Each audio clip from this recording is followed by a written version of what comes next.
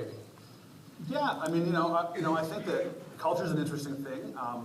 We're fun, right? I mean, Canada is a fun place to work. It's very casual, in the sense that we don't wear suits. I mean, you want to wear a suit if you want, I guess. Sometimes people do, but it's we used to wear suits when we were bankers, but then we just stopped. They just dress up like us now. That's awesome. But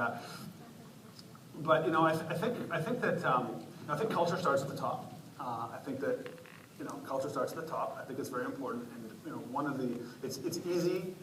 It's important to establish a good culture to begin with. I mean, it starts with the owner of the company, with all of you guys, and you're going to set the culture. The challenge becomes when you start to grow, how do you maintain that culture? I mean, assuming it was a positive culture to begin with, but you likely won't be successful unless it is. And how do you maintain that as you grow and get bigger and hundreds of employees and thousands of employees? And how do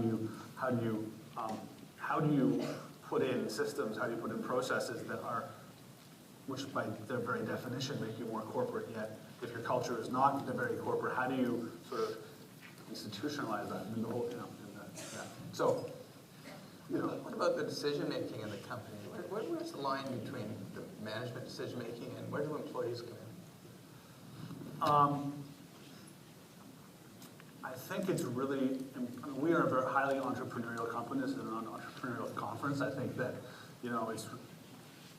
I think that in a small company, obviously there's a small group of people who make the decisions. And I think that as we've gotten bigger, and we are much bigger, now it's important that people on the front lines are making the decisions as well. Right? And we remain entrepreneurial. And entrepreneurialism is one of our core values.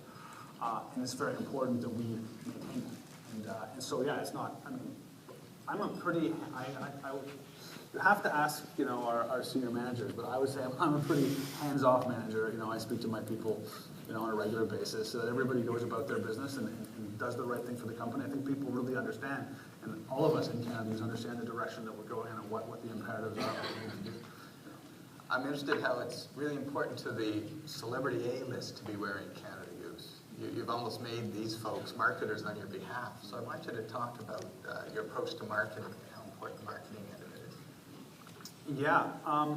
So marketing is a big deal. I mean, for us, because we just tell true stories, right? Like, and you talk about celebrities. So I'll talk about Hollywood. I'll talk about the film industry. I think that's a good approach, a good story to tell you guys. Canada Goose has been involved with the film industry for decades, right? We've been, if you go to a film set anywhere it's cold these days, you will find that most people are wearing Canada Goose jackets because they have big pockets and they're really warm and you can put your stuff in them. And it's really the unofficial uniform of film crews and film sets anywhere it's cold. And so that's been going on for decades. We've, and if you work in film, you know that. And we've changed it. We've taken that and we've taken our products from being in front of the camera, behind the camera to being in front of the camera. And to the point where these days, we work with film producers who are making movies. They use our jackets on screen to authenticate their films. Because if they're shooting a film in the high Arctic or in Antarctica, they know that if you go there, that's what most people are wearing. And if they want their films to look realistic, they want people to wear Canada Goose jackets. So, that's how we got our stuff in front of the camera. And by virtue of this relationship with Hollywood, virtually I'd say almost everybody in Hollywood has a Canada Goose jacket, because as long as they've shot a film somewhere where it's cold. So, and we've, so that's the relationship with Hollywood. Now, we've always been very grassroots, and back in the early days, we would, put jackets on bouncers and on scalpers selling tickets outside the ACC because they're the coldest people out there, right? And we would do things like that. We would do things, because people would look at them and well, those guys are cold. It's -20. That must be really warm, and it is really warm. So, the challenge for us becomes, now that we're getting bigger, now that we're putting so much more product into the global marketplace, we need to continue to tell our message. How do we continue to do that in the same kind of way?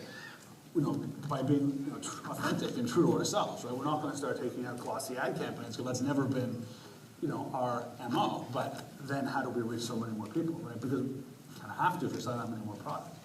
And so what we've done lately is we've partnered and we've formed an alliance with the film industry itself, like in sponsoring the Toronto Film Festival and other film festivals, and and actually telling the authentic stories of our relationship with film, which is very organic and makes a lot of sense, and it's also a way to reach more people. So that's my mind. Excellent. Listen, I'm going to have a couple more questions, but I also wanted to let you know we'll have about 10 minutes for questions from the audience. I see a couple of mics, and Catherine, I assume that's how questions. So if you want to move to the mics and think about some pretty succinct entrepreneurial style questions, that would be great. And I'll get about 2 more questions here, 2 or 3 more questions. That's good. So tell me about, I mean, you're a high energy guy, you're all over the world, you love to travel. How do you balance life and work? I don't. I really love what I do. I'm very passionate about it. You know, I think that for me, what I do is the perfect balance. You know, I don't think about it. I'm not sure it's the proper, correct approach, but you know, for me, I don't think there is any lack of balance. Right? I think that. He's honest. You know, I think that everything I do is very energizing, and I don't feel burnt out. Feel good. Just all right. I want to ask you about mentors. Michael Thompson spoke to the importance of mentors. Yeah. Did you have any mentors? Definitely. I think that, yeah, I mean, along the way I've had many. I'm not sure that I haven't had 1 or 2. I've had a lot. You know, I mean, I think that I've made friends with a lot of people across the industry, across other industries. I know a lot of people in the footwear industry, for example. It's similar in a way. They all make their stuff in China. They're starting to make some more stuff here, though. That's fun.